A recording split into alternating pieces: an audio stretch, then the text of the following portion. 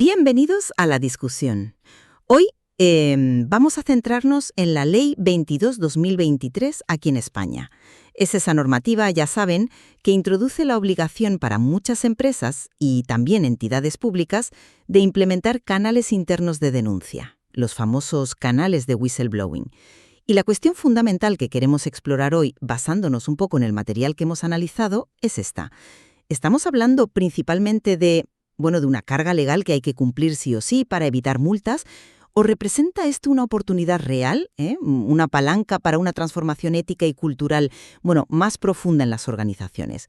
Mi posición, ya les adelanto, será que más allá de la obligación pura y dura, esta ley abre una puerta a una oportunidad estratégica y cultural muy valiosa. Y yo, por mi parte, argumentaré que, si bien esos beneficios culturales son deseables, claro que sí, la realidad creo que impone que la motivación principal para la mayoría va a ser, de forma muy pragmática, cumplir la ley. Cumplir para esquivar unos riesgos que pueden ser muy, muy significativos. A ver, mi planteamiento es que ver la Ley 22/2023 solo como un trámite, no, como un coste más que añadir a la lista, es quedarse un poco corta. Yo creo que es una invitación, o casi una exigencia implícita, si me apuras, a mirar más allá de la simple prevención de sanciones. Porque, vamos a ver, implementar un canal de denuncias de manera eficaz, como se ve claramente en el análisis, representa una oportunidad estratégica clave. Estamos hablando de fomentar activamente una cultura de integridad, de transparencia real y, sobre todo, diría yo, de confianza dentro de la propia organización. Un canal que esté bien diseñado, que supere lo meramente funcional, tiene el potencial de transformar la cultura corporativa desde dentro. Permite detectar irregularidades serias, pensemos en fraudes, acoso, malas prácticas graves, pues en una fase muy temprana, evitando que se conviertan en crisis mayores. Además, es que tiene un impacto directo en la mejora del clima laboral, porque ofrece una vía segura, confidencial y protegida para que los empleados comuniquen sus preocupaciones sin miedo a represalias. Y esto, a su vez, claro, fortalece la reputación de la empresa, no solo internamente, sino de cara al exterior. Y eso hoy genera una ventaja competitiva tangible en un mercado que cada vez es más consciente de estos temas. La clave, como sugiere la documentación que manejamos, está en no conformarse con apaños superficiales, ¿sabes? Tipo un buzón de correo electrónico o una plantilla genérica. No, hay que buscar sistemas robustos, idealmente soluciones a medida, que garanticen no solo la seguridad técnica y la confidencialidad que exige la ley, sino también una alta usabilidad y la capacidad de adaptarse a los procesos internos. Solo así se demuestra que la ética no es un póster en la pared, sino, una práctica activa integrada en el día a día. Entiendo la visión, sí, y suena ideal, la verdad.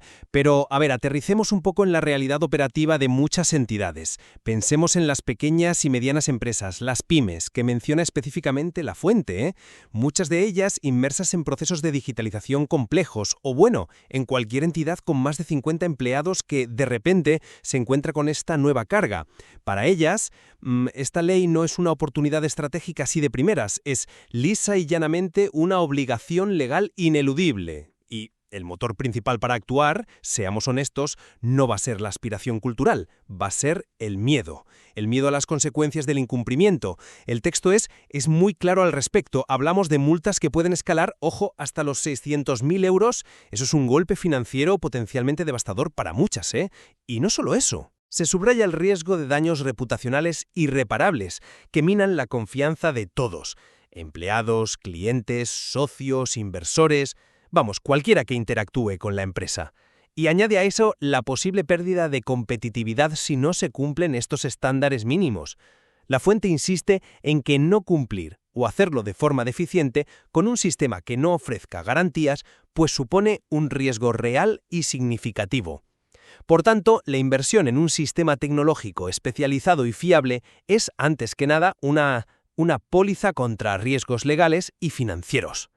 Asegurar los mínimos exigidos por la Ley de Protección al Informante, confidencialidad férrea, anonimato cuando se solicite y una trazabilidad completa de la gestión de cada caso mediante tecnología robusta, eso Eso es la prioridad absoluta y la más urgente. La transformación cultural es un objetivo noble, sí, de acuerdo, pero secundario frente a la necesidad imperiosa de cumplir y protegerse de estos riesgos inmediatos. Entiendo perfectamente la urgencia y la presión del cumplimiento, ¿eh? Los riesgos son innegables y cuantiosos. Nadie lo discute, vamos. Pero mi argumento es que centrarse exclusivamente en evitar las sanciones es una estrategia miope. Es perder de vista el potencial a medio y largo plazo. El propio análisis que tenemos nos indica que las empresas deberían aspirar a algo más que evitar sanciones. ¿Por qué? Pues porque un canal de denuncias que funciona bien no es un mero buzón pasivo esperando quejas para cumplir un requisito legal, no. Es una herramienta activa que día a día construye confianza, demuestra con hechos, no solo con palabras, un compromiso ético real. No se trata solo de tapar agujeros, ¿sabes?, sino de construir activamente un entorno más íntegro.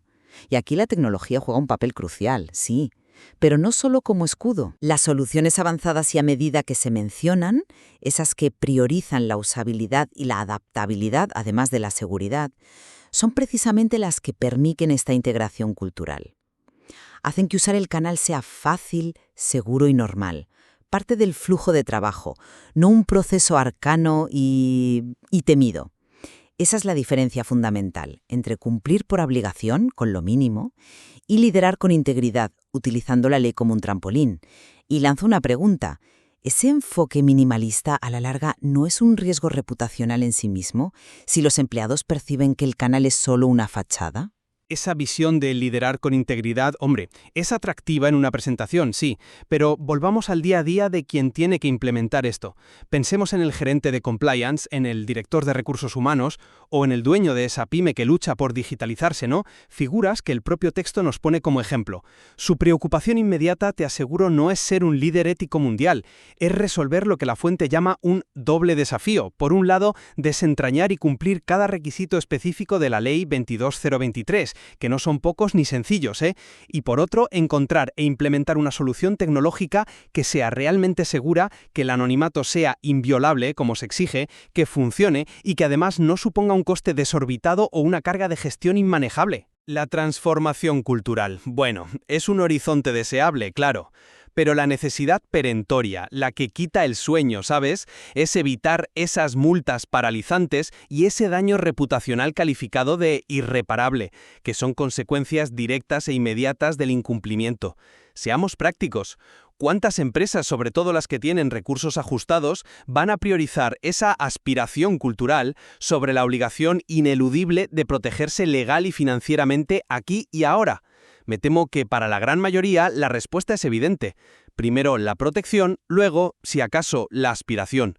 Y en ese contexto de urgencia y protección, el papel de la tecnología es absolutamente crítico, sí, pero su función primordial, tal como se refleja en el análisis, es ser el garante del cumplimiento. Su objetivo principal es disipar los mayores temores tanto de los potenciales denunciantes como de la propia organización. ¿Cómo? Pues asegurando de manera fehaciente lo que la ley exige taxativamente. Hablamos, por ejemplo, de ese anonimato inviolable. Esto no se logra con buenas intenciones, ¿eh? Se logra con tecnología específica. Protocolos de cifrado de extremo a extremo, servidores seguros, mecanismos que impidan rastrear el origen si el informante lo desea. La fuente es categórica en esto.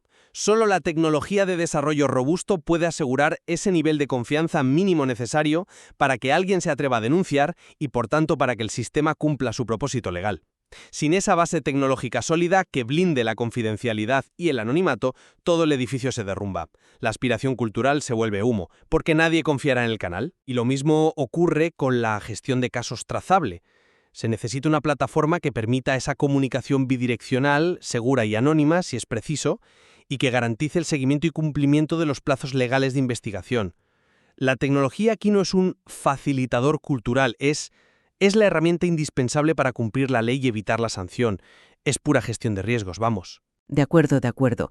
La base tecnológica robusta es la condición sine qua non. Sin seguridad, sin anonimato garantizado, sin confidencialidad, pues no hay canal, no hay cumplimiento, no hay nada. En eso estamos totalmente alineadas. Pero limitar el valor de la tecnología a ser un mero escudo legal es, creo yo, infravalorar su potencial transformador. Un potencial que, ojo, el propio análisis sugiere. Fíjate que no solo destaca la seguridad, pone énfasis también en otros aspectos como la usabilidad, que cualquier empleado pueda usarlo fácilmente desde cualquier dispositivo, y la adaptabilidad, que el sistema se integre con tus procesos internos y crezca contigo. ¿Por qué son importantes estos puntos? Pues porque una tecnología que es impenetrable en seguridad, pero además es intuitiva, es accesible y se integra sin fricciones en el día a día, ¿qué consigue? Pues consigue una mayor adopción.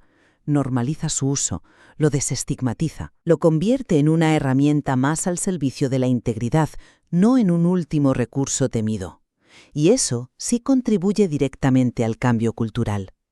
Por eso el texto marca una diferencia tan clara entre una solución a medida, pensada para integrarse y facilitar, y un simple buzón de correo electrónico, que apenas cumple formalmente.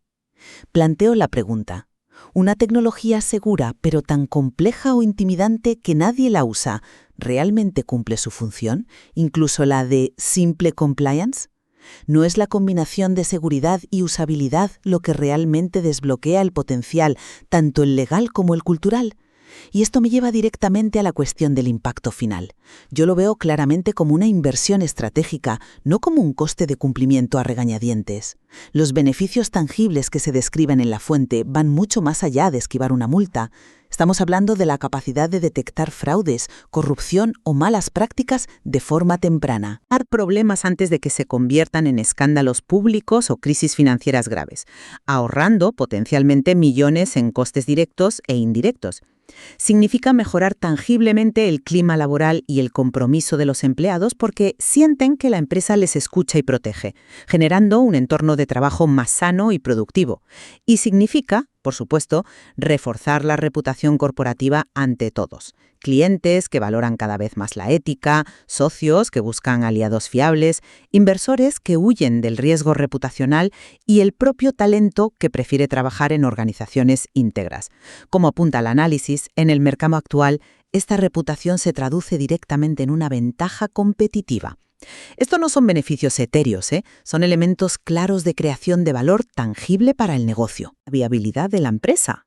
Eso es creación de valor, ¿o no? El argumento de la creación de valor es sólido en teoría. Sí, y no niego que esos beneficios puedan existir y sean deseables a largo plazo. Faltaría más. Sin embargo, no podemos obviar el peso y la insistencia con que el propio material analizado recalca los riesgos asociados al no cumplimiento o al cumplimiento deficiente. Lo repite una y otra vez.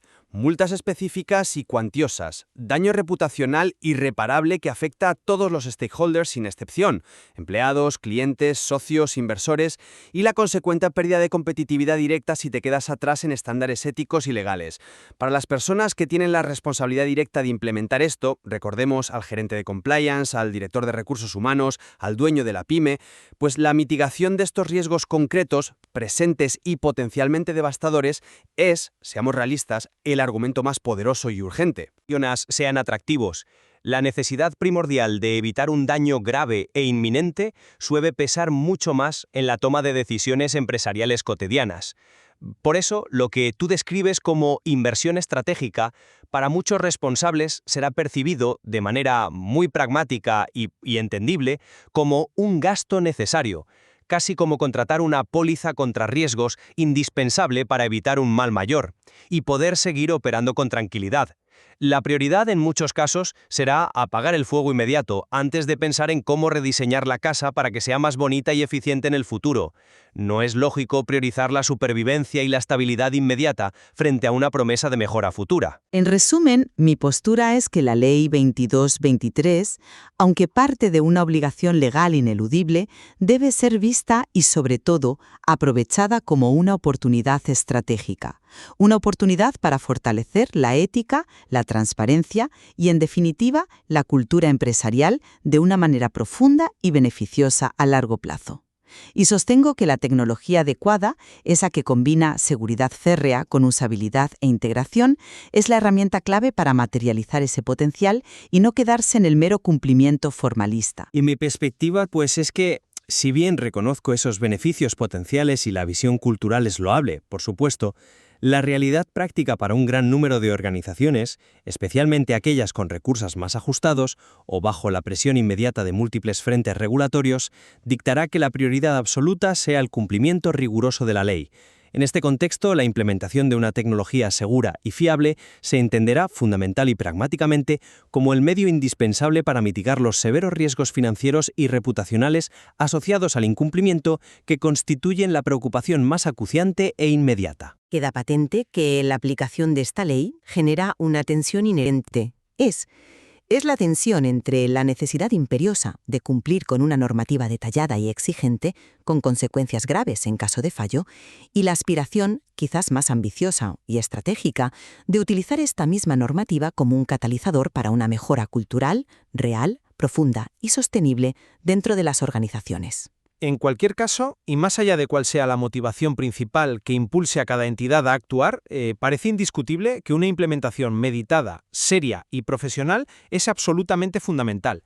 Y esta implementación, sea cual sea el objetivo final, debe apoyarse ineludiblemente en una tecnología eficaz que garantice como mínimo irrenunciable la seguridad, la confidencialidad y el anonimato que exige la ley y que necesita la confianza para florecer. El análisis que hemos abordado hoy nos invita sin duda a una reflexión importante sobre cómo las organizaciones integran las exigencias legales no solo en sus operaciones diarias, sino en su visión estratégica y en el tejido mismo de su cultura interna. Es una encrucijada compleja, con múltiples facetas y donde las prioridades pueden variar legítimamente según el contexto y los recursos de cada empresa. Un tema que seguramente merecerá seguir siendo explorado. Gracias por acompañarnos en la discusión.